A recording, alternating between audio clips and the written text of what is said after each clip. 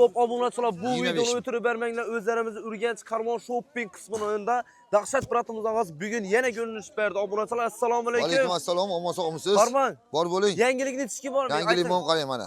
50 ming so'm qo'yib beraman. Bugun oxirgi 40 ming so'm. 40 ming so'm. Hova. Ina, gap yo'q. 40 Savuna ming satishga bu, to'g'rimi? Savuna mana. Baniyalar mana. Necha so'm bo'ldi bular? Oling bugun 25 ming mana. 25 mingdan. Gap yo'q. Salfetkalar ne? 100 sachiqlar mana.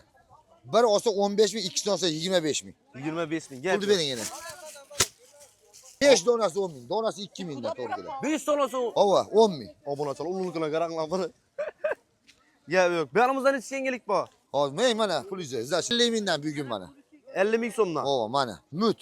Har xil razmerlari bor. Bu yoqimizda ne? Bu yerda mana 310 ming so'm. 310 ming so'm. Hova. Aha. Yo'q, o'zi yetadi. Orzu. Mana 48 dan 64 gacha razmeri bor. Aha. Teva pasi. Necha so'm? Oling 30 mingdan. Qo'yib 30 bering. mingdan. Gap yo'q. Mana bular teva pas. Aha. Har xil razmeri bor. 48 dan 56 gacha bor. 25 ming qo'ying. 25 ming. Bu yoqimizda necha yangilik bor? Bu yoqlar ham ko'rsating, bu yoqlar ham. Mana bular ham bor. Necha qaradi odam gap jumamasa ekan. Ha? Bor, o'na stochka bor. Bu ham 30 ming qo'yib bering. 35 ming qo'ying. Hova. Bor.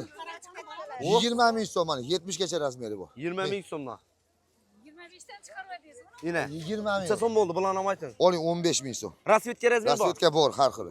Gap yo'q. 15 ming so'm. Futbol kerak. U? Mana tirkovlar 20 ming so'm. Bular 20 ming so'm. Hova 20 ming bugun. Futbolkalar mana 15 mingdan. 15 mingdan rasvetka razmer bor. Har xil rasvetkasi bor, razmerlari bor. Gap yo'q. Obunachilar faqat bir kunmi? Obunachilardan pulni olib turib, pul ham berib turaveraman mana. Bir qop bo'ldi pulim. Nima bo'lsa bo'ldi mana. Pul ham bir qop bo'ldi.